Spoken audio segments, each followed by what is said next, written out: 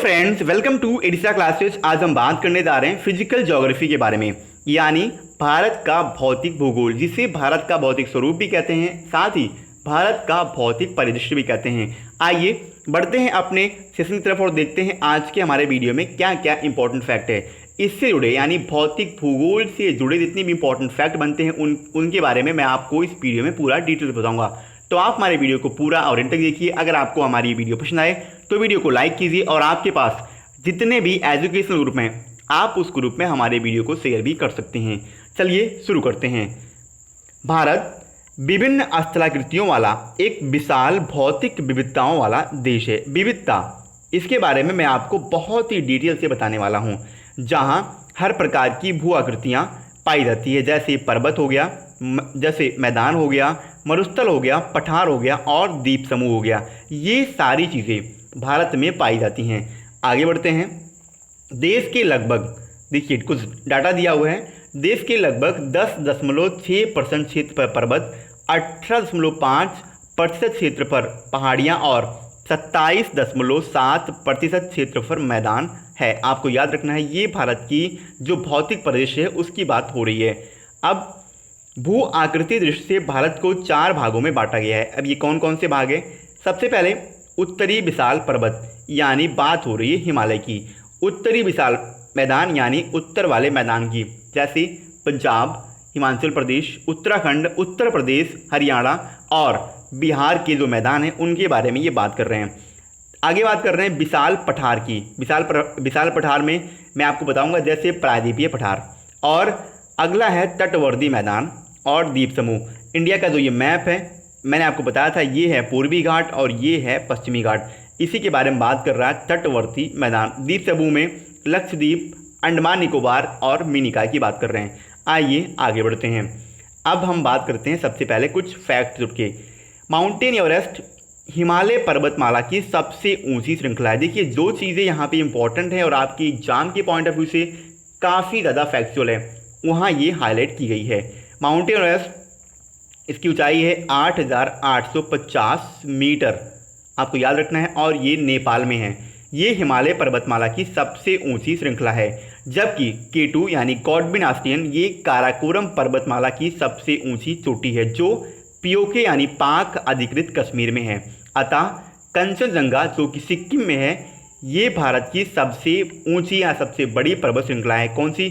कंचनजंगा। आगे बात करते हैं। अरावली पर्वतमाला, ये राजस्थान में है। ये विश्व की सबसे प्राचीन वलित पर्वतमाला है, जो मुख्य रूप से राजस्थान में पड़ती है। गुरु शिखर जो कि अरावली पर्वत पे है, ये अरावली पर्वत की सबसे ऊंची चोटी है। इसकी ऊंचाई 1722 मीटर है और ये राजस्थान राज्य के सिरोही ज़िले में पड़ती है। कौन? गुरु शिखर की बात कर रहे हैं। ये राजस्थान का एक ज़िला है सिरोही, इसी ज़िले में गुरु शिखर पड़ता है। आगे बात करते हैं।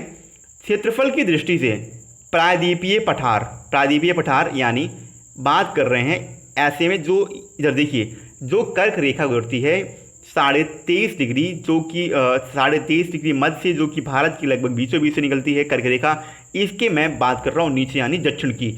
यही है प्रायद्वीपीय पठार। अब बात करते हैं। प्रायद्वीपीय पठार क्षेत्रफल की दृष्टि से देश का सबसे बड़ा भौतिक प्रदेश है। गोंडवाना लैंड का ये भाग है। किसका? गोंडवाना लैंड का भाग है प्रायद्वीपीय पठार। सतपुड़ा और अजंता की पहाड़ियों के बीच के क्षेत्र को रवांडा कहते हैं, आपको याद रखना है, रवांडा। आगे बात करते हैं। मालवा का पठार लावा निर्मित काली मिट्टी से बना हुआ है। कौन सा? मालवा का पठार। ये एक लावा था, पहले लावा से मैग्मा निकला और मैग्मा जब वो सूख गया तो उसके बाद इस काली मिट्टी का निर्माण हुआ है, जिसके बाद मालवा के पठार का निर्माण हुआ है। इस पठार से होकर चंबल, काली सिंगा, पार्वती, बेतवा, माही और निताल नदियां बहती हैं। कौन से पठार से? मालवा के पठार से। दक्कन के पठार को महाराष्ट्र पठार भी कहते हैं और ये बेसाल्ट चट्टानों से मिलकर बना हुआ है। प्रायद्वीपीय भारत में स्थित सतपुड़ा के दक्षिण में दक्कन पठार का विस्तार है। आगे बात करते हैं। कर्नाटक पठार से कृष्णा, तुंगभद्रा और कावेरी नदियां प्रवाहित होती हैं। मलनाड इसका पश्चिमी भाग है, आपको याद रखना है। अभी मैं आपको नीचे पूरे डिटेल से मैप को एक बार फिर से समझाऊंगा। तेलंगाना पठार, ये हैदराबाद एवं सिकंदराबाद में अवस्थित है। कहाँ पे? हैदराबाद और सिकंदराबाद में। तेलंगाना कैपिटल जो है वो हैदराबादी है। आगे बात करते हैं नर्मदा एवं ताप्ती नदी। यहाँ पे मैं आपको एक फैक्ट बताता हूँ, नर्मदा और ताप्ती ये भारत की दो ऐसी नदियाँ हैं जो कि पश्चिम की दिशा में बहती हैं और काफ़ी ज़्यादा ये वेग से बहती हैं। क्यों? क्योंकि पश्चिम की तरफ, यानी भारत का जो मैप है, इधर पश्चिम की तरफ इधर ढलान काफ़ी तीव्र है। इसी वजह से नर्मदा और ताप्ती इनका वेग काफ़ी ज़्यादा तीव्र है और जब ये बहती हैं तो ये मध्य प्रदेश और गुजरात साथ ही महाराष्ट्र में इन्होंने कई बहुत बड़े बड़े जलप्रपातों का भी निर्माण कर रखा है। ये सतपुड़ा पर्वतमाला पर स्थित है। कहाँ पे? सतपुड़ा पर्वतमाला पर। इसकी सबसे ऊंची चोटी धूपगढ़ है जो 1350 मीटर ऊंची है। इसके समीप पंचमढ़ी एक पर्यटक स्थल भी स्थित है। आगे बात करते हैं, इस धूपगढ़ की बात हो रही है। सतपुड़ा के पश्चिम भाग को राजपीपला, मध्यवर्ती भाग को महादेव एवं पूर्वी छोर को अमरकंटक करते हैं। छत्तीसगढ़ में देखिए, ये है पूरब में, ये है मैप, ये है पूरब, ये है मध्य का भाग और ये है पश्चिम का भाग। पूरब का भाग अमरकंटक है, बीच वाला जो भाग है ये है महादेव पहाड़ी और जो पश्चिम का भाग है इसे हम कहते हैं राजपीपला पहाड़ी। अब आगे बात करते हैं मेघालय का जो सर्वोच्च शिखर, उसका नाम है नोकरेक। कौन है? नोकरेक। ये मेघालय का सर्वोच्च शिखर है। मेघालय या शिलांग पठार, ये एक ही पठार है, मेघालय पठार या शिलांग पठार। ये भारतीय पठार को अलग करने वाली जलोढ़ प्रदेश की चौड़ी पट्टी गारो राजमहल जो पहाड़ियाँ हैं वहाँ पे गारो खासी जयंतिया, इसी विदर्भ में ये स्थित है। अब आगे कुछ बात कर लेते हैं। मैंने आपको बताया पश्चिमी घाट और पूर्वी घाट इस तरीके से दो रहती है, ये है पूर्वी घाट और ये है पश्चिमी घाट। पश्चिमी घाट को सह्याद्री भी कहते हैं, आपको याद रखना है, सह्याद्री पश्चिमी घाट को कहते हैं। थाल घाट, भोर घाट, पाल घाट और शेरगोटा गैप ये पश्चिमी घाट के दर्रे हैं। कालसुबाई 1644 मीटर और महाबलेश्वर 1430 मीटर ये उत्तरी सह्याद्री की ऊंची पर्वत चोटियां हैं। थाल घाट और भोर घाट दर्रे इसी भाग में स्थित हैं। कहाँ पे? कालसुबाई और महाबलेश्वर में। गोदावरी, भीमा और कृष्णा नदियों का उद्गम भी उत्तरी सह्याद्री से होता है, यहीं महाबलेश्वर और कलसुबाई की चोटियों से। कुद्रेमुख, आगे बात करते हैं, कुद्रेमुख 1892 मीटर और पुष्पागिरी 1714 मीटर मध्य सह्याद्री की प्रमुख चोटियां हैं, यानी बीच वाले जो पश्चिमी घाट है, जो बीच का पश्चिम का भाग है, देखिए पश्चिमी घाट ये, इसका जो मध्य का भाग है इसे कह रहे हैं मध्य सह्याद्री, इसी की प्रमुख चोटी हैं कुद्रेमुख और पुष्पागिरी। तुंगभद्रा और कावेरी नदियों का उद्गम भी इन्हीं से मध्य सह्याद्री से होता है। अब थोड़ा बात करते हैं दक्षिण की, अन्नामुड़ी और अन्नामलाई। देखिए अन्नामुड़ी, ये अन्नामलाई पर्वत श्रेणी का सर्वोच्च शिखर है। कौन सी? अन्नामुड़ी। और ये दक्षिण भारत का भी सर्वोच्च पर्वत शिखर है। कौन? अन्नामुड़ी। ये अन्नामलाई पर्वत श्रेणी पे स्थित है। दोड्डा बेटा ये नीलगिरी पर्वतमाला की सर्वोच्च चोटी है। अब बात करते हैं कुछ ऊपर की। कच्छ प्रायद्वीप में गिरनार, जिसकी ऊंचाई 1117 मीटर है, ये सबसे ऊंचा पर्वत शिखर है कच्छ प्रायद्वीप में। कुल्लू घाटी धौलाधार पर्वत श्रेणी तथा बृहत हिमालय के बीच में स्थित है।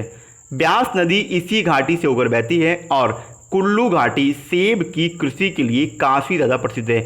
जब मैं आपको डिटेल बताऊंगा, जिसमें मैं आपको खाद्यान्न और उत्पादन के बारे में बताऊंगा, वहाँ पे मैं आपको इसके बारे में बताऊंगा कि सबसे ज़्यादा जैसे सेब का उत्पादन कहाँ होता है, अंगूर का, केले का, इन सब जितने भी फल हैं, खाद्यान्न है, उनका उत्पादन कहाँ होता है, आगे मैं आपको पढ़ाऊँगा। अभी फ़िलहाल आप इतना जानिए, कुल्लू घाटी सेब की कृषि के लिए काफ़ी ज़्यादा फेमस है। पीर पंजाल और बनिहाल दर्रे ये मध्य हिमालय में स्थित हैं। बनिहाल दर्रे से होकर जम्मू कश्मीर मार्ग गुजरता है। बारालासला दर्रा, इसके बारे में मैंने कल आपको बताया था। बारालासला ये दर्रा लेह को कुल्लू मनाली और केलांग से जोड़ता है। साथ ही बुर्जिल दर्रा ये गिलगिट को श्रीनगर से और जोजिला दर्रा ये श्रीनगर को लेह से जोड़ता है। आपको याद रखना है, मैंने दर्रे बारे में सब कुछ पूरी डिटेल से ऐसे मैंने दर्रों को वहाँ बताया है जो शायद ही आपने कभी उन दर्रों के बारे में सुना होगा, तो आप उस वीडियो को ज़रूर देखिए। आगे बात करते हैं काराकोरम दर्रे। इनके द्वारा, जो काराकोरम दर्रा है उसके द्वारा भारत और तारिम बेसिन जो है उसके बीच में संपर्क स्थापित होता है, यानी उसके बीच में रास्ता गुजरता है काराकोरम दर्रे के साथ भारत और तारिम बेसिन के बीच में। मध्य हिमालय के उत्तरी ढालों पर, यानी जो ये मध्य हिमालय है इसके उत्तर की बात कर रहे हैं, इसके उत्तरी ढालों पर पाए जाने वाले घास के छोटे छोटे मैदान को मर्ग कहते हैं, जैसे गुलमर्ग, सोनमर्ग और टंगमर्ग। इसी ऐसे ही गुलमर्ग, सोनमर्ग और टंगमर्ग के रूप में वहाँ पे स्थानीय भाषा में कई सारे मर्ग प्रचलित हैं। आगे बात करते हैं बाल्टोरो, बाटुरा। देखिए बाल्टोरो, वाटुरा, सियाचिन और हिस्पार, ये हिमालय की 4 प्रमुख हिमनद हैं। पार हिमालय अथवा तिब्बती हिमालय, ये हिमालय का जो इस साइड का आगे का भाग है, इसे पार हिमालय या तिब्बती हिमालय कहते हैं। इसी तिब्बती हिमालय में लद्दाख, जास्कर और कैलाश, ये काराकोरम पर्वत श्रेणी में शामिल हैं। कौन कौन से? लद्दाख, जास्कर और कैलाश। आगे बात कर लेते हैं थोड़ा सा डाफा बम। देखिए ये 4578 मीटर ऊंचाई पे है डाफा बम। ये मिसिमी पहाड़ी और सारामती जो कि 3826 मीटर, ये नागा पहाड़ियों की सबसे ऊंची चोटी है। मैंने आपको बताया कौन कौन सी, गारो, खासी, जयंतिया, वहीं पे पास में है ये। पूर्वी तट के उत्तरी भाग को हम उत्तरी सरकार तथा दक्षिण के भाग को हम कोरोमंडल तट कहते हैं, जबकि केरल के भाग को हम मालाबार तट कहते हैं। चेन्नई से 80 किलोमीटर दूर आंध्र प्रदेश के नेल्लोर जिले की पुलिकट एक झील है, उसी झील में या वहाँ पे एक नहर है बर्मिंघम, इन्हीं के बीच में श्री हरिकोटा द्वीप है, जहाँ पे स्पेस का अंतरिक्ष केंद्र स्थित है। आपको याद रखना है श्री हरिकोटा द्वीप। आगे बढ़ते हैं बंगाल की खाड़ी के मुख्य द्वीपों में न्यूमूर, गंगा सागर, श्रीहरिकोटा, पवन और बैरन, ये प्रमुख बंगाल की खाड़ी के द्वीप हैं। अरब सागर के मुख्य द्वीपों में दीव, गंदौर, एलिफेंटा, मिनिकॉय और बिलिंगटन है। बिलिंगटन ये केरल में है, मिनिकॉय एक अलग से द्वीप है और एलिफेंटा पे मुंबई बसा हुआ है।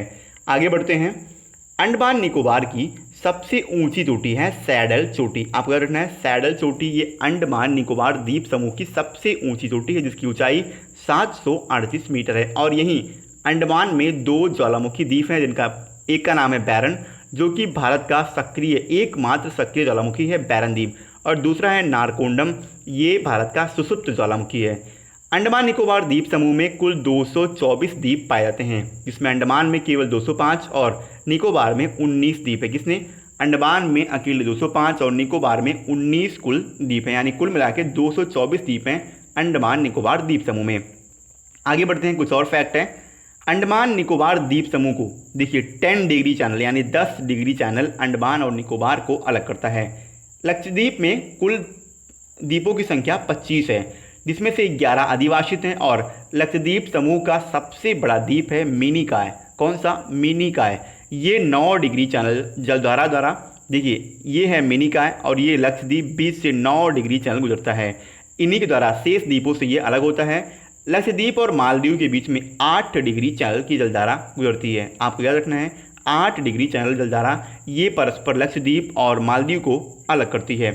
आगे बढ़ते हैं लक्षद्वीप के ऊपरी भाग को, लक्षद्वीप का जो ऊपरी वाला भाग है उसे हम अमीन द्वीपी कहते हैं। क्या? अमीन द्वीपी। जबकि दक्षिणी भाग को, जो निचला भाग है, उसे कन्ना नोर के नाम से जाना जाता है। लक्षद्वीप ये मूंगा चट्टानों से मिलकर बना हुआ है। लक्षद्वीप के बारे में मैं आपको एक पर्टिकुलर वीडियो दूंगा, जहां पे मैं आपको लक्षद्वीप से जुड़े जितने भी इंपॉर्टेंट फैक्ट बनते हैं एग्जाम के पॉइंट ऑफ व्यू से, उनके बारे में पूरे डिटेल्स बताऊंगा।